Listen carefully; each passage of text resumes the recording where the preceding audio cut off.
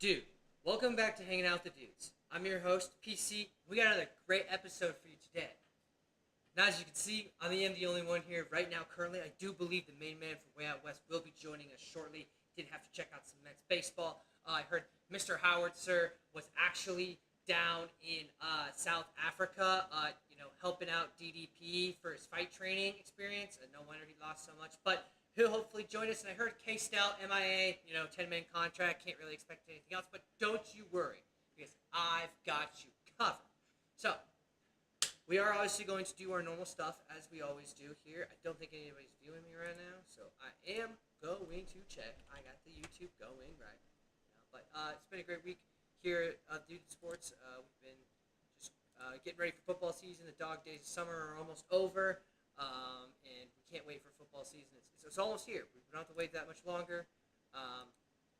Only a week away, and it should be really good to go. So I know 100% that we're live. So let's get right into it. So since the other dudes aren't on, we know that they're the baseball guys and the UFC guys and stuff like that. Let's talk about your boy's favorite sport, and always like that. Let's do some college basketball. Now, if you kept up the series of the CBB Corner 3, we have been doing my top 5 teams in my top 5 ranking. If you want to check those episodes, they were previous. But my rankings were number 1 Houston, number 2 St. John's, number 3 BYU, number 4 Florida, and number 5 Purdue. We've also done episodes already over the main man from Way Out West team, Duke Blue Devils, which I currently have 8. And then we did do an episode already over the Kansas Jayhawks and saw mine and K-Stel's optimism about the year after we get our hearts broken again. Hopefully not. DP is going to be really good. But I have KU at 15. So, done our top 5, done our transfer portal, we've done our coaches carousel stuff. Now it's kind of getting into this time. We're not quite ready to pick out our standings and how the rankings are going to be throughout the Power 5 conferences. We are going to pick a few we're going to call sleeper picks. These are the guys that are not in the top 5, but can 100% win a national championship, in my opinion. We're going to do 5 episodes of this as well. They will be bouncing kind of all over the place, but just some highlight premiere. We will be doing one over our favorite player, Isaiah Howard, and the Iowa Hawkeyes. Shout out Bennett Sturts too as well, but we'll have an episode of the Iowa Hawkeyes coming out here as well too. So check around for that. But my first sleeper pick this year is another Big 12 team. Now I get it. I understand. You're like, oh, PC, you've been just always Big 12, Big 12, Big 12, Big 12, Big 12, Big 12. And I hear you. But there's a reason it's the best conference in all college basketball. Yes, the SEC had a better year last year. Good job. You had a lot more money. Everybody's transfer portal. It is what it is. But this year, the Big 12 has gotten the number 1 and the number 2 probable 1 and 2 NBA draft picks coming up next year. Each team has gotten better. Houston's still really strong. BYU's still really strong. Kansas is really strong. Iowa State's going to be back, as always, with that defense. We'll have to see what else. But the one team I didn't mention is the other team that is my first sleeper pick, and that is your Texas Tech Red Raiders. Now, Texas Tech Red Raiders ended up going all the way to the Elite Eight and losing to the eventual Florida Gators. They had that game won and lost. They should have lost, actually, to Arkansas the round before, but came back. And it's because of one man, and this one man was actually given $4 million to come back and play for the Texas Tech Red Raiders, and that is J.T. Toppin. J.T. Toppin was one of the best players in the Big 12 all last year. He did a really good job at, he was just the guy underneath. He was double-double machine. When they needed the ball, they gave it to JT, and he made plays happen. And he showed up every single game in the tournament. He continued to rise, and so Texas Tech threw a bag at him. Said, hey, man, give you $4 million if you come back and play, be a Red Raider again. JT thinking, okay, maybe I'm not going to be a first-round draft pick, but if I can improve another year and take a team like Texas Tech to the Final Four of the national championship, maybe my stock grows and I'm a first-round draft pick. So he comes back. However, Texas Tech is not the same team.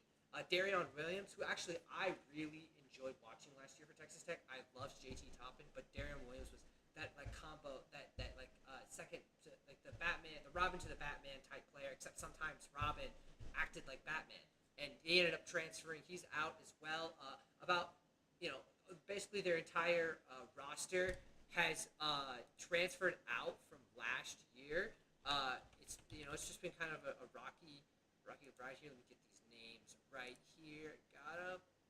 People that transferred out are Federico, Kevin Overton, and Darion Williams, of course, and then Devon Cambridge. So a lot of points back.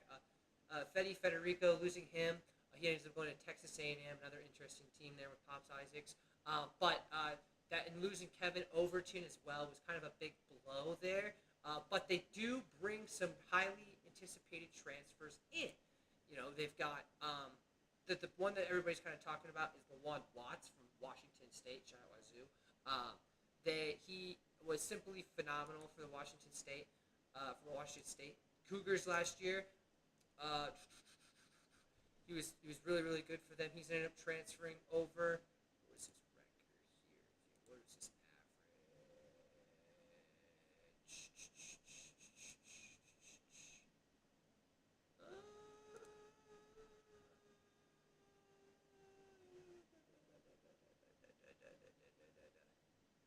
Where's this thing?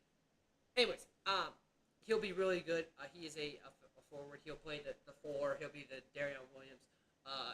Kind of trying to be a replacement. So he'll be really good as well. And then Donovan Atwell from Santa Clara also has been very good. He's going to be a nice shooter coming in for the Texas Tech. Luke Bagboy, I think is how you say it. Sorry, man. Once the announcers say it, we'll get it right here on the Dude Sports Podcast. But he's been really, really good. He'll be a nice rotation piece for that front court with Watts and JT Toppin. So their front court's really good. Big question mark is going to be their backcourt. Christian Anderson is returning. He was the backup point guard last year, but we'll see if he can be able to grow into that role as a starting point guard. You've got also... we already talked about Donovan Atwell. He'll be the guard that steps in to play next to Christian Anderson. He was really good from Santa Clara. You've also got Jalen Petty, who I'm also pretty high on as a freshman. He wasn't ranked too high, but I think he's going to be really good. Great McCaslin. He's like a more true point guard player, so he can definitely get some. And then Nolan Groves can get some minutes as well. They have a really great opportunity here. It seems like that there's a lot of unknowns. There's a lot of transfers coming in, so these new freshmen have plenty of opportunity to impress Coach McCaslin and the staff and see if they can get some minutes. So they're going to be really, really good this year. Let's take a quick peek at their schedule here.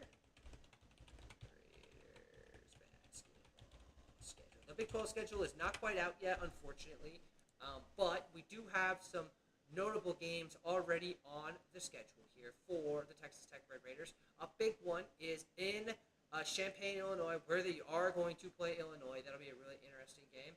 And then they're going to play Wake Forest as well. And then they've got Memphis or Purdue in the Bahamas. So that'll be interesting to see once that tournament slip comes out. Not too much on their schedule right now, I don't think.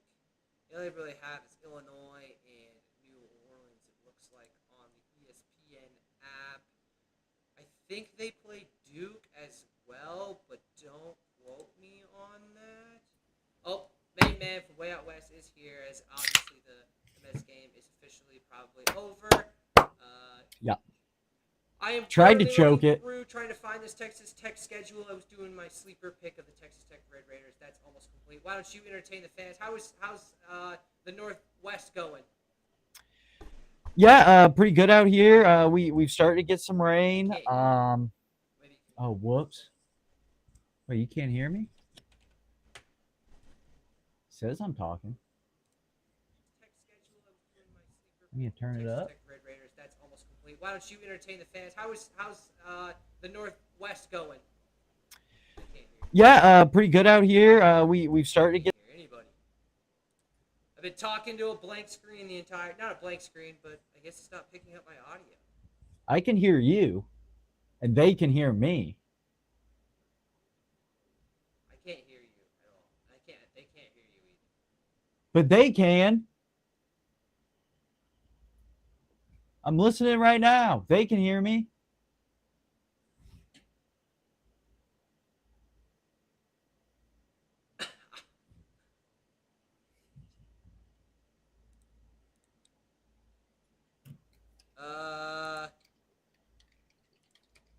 get some rain. I'm listening right now. They can hear me. Why is this thing not working? Since Still you live guys on can hear YouTube, me. but they can't even hear us. Yeah. It's awesome. Why is this doing this? Look, there's like yeah. There's even like the purple box around my face for when someone talks.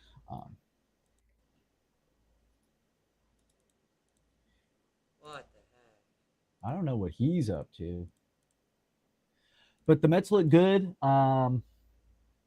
Josh Naylor grounded out to end the game. Took 2 or 3 from the Mariners. So sorry to all the Mariners fans out there.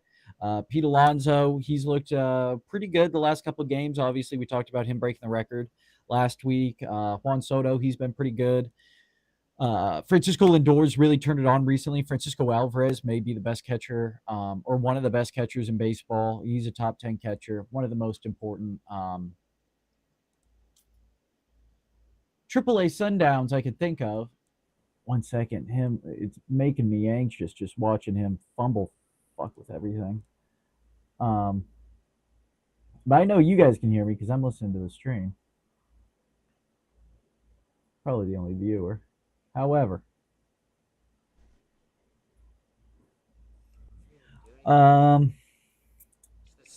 UFC was incredible this weekend. He's talking about Texas Tech or something basketball. We'll get into the UFC. Preseason Jets lost. Boo-hoo. Nick Howard may be here. We're unsure. And K-Stelt's definitely not going to be here. I believe that's the case. But we're having a good time.